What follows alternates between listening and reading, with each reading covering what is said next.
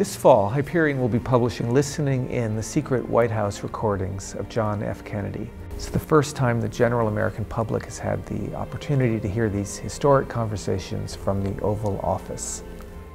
The recordings include President Kennedy's meetings with civil rights leaders, discussions on the nuclear test ban, the space race, the Cuban Missile Crisis, and more.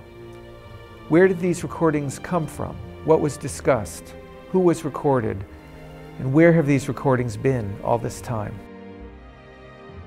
In July of 1962, President Kennedy asked the Secret Service to install a secret taping system in the Oval Office and the Cabinet Room of the White House. He also asked that they install a telephone system to record telephone conversations.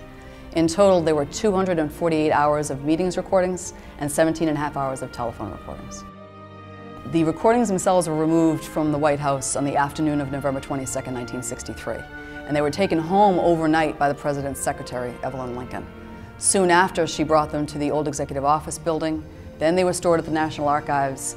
Eventually, they were brought over here, and now they've been stored in our audiovisual department in our secure area since 1979. The John F. Kennedy Library and I have selected the most significant excerpts from President Kennedy's White House recordings for publication in Listening In. 50 years after the Cuban Missile Crisis, readers can now listen to President Kennedy discussing the event with Presidents Eisenhower and Truman.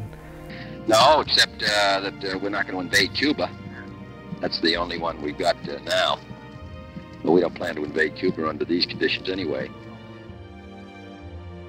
Learn his private thoughts on the growing turmoil in Vietnam. Hear him turn the space program into a priority. These transcripts will be published with annotations and an explanation of the historical context of the conversation, as well as photographs and 2 CDs of the most interesting recordings. Listening In gives unparalleled access to the decision-making process and thoughts of John F. Kennedy. Step into the Oval Office and Cabinet Room and relive history as if you yourself were present.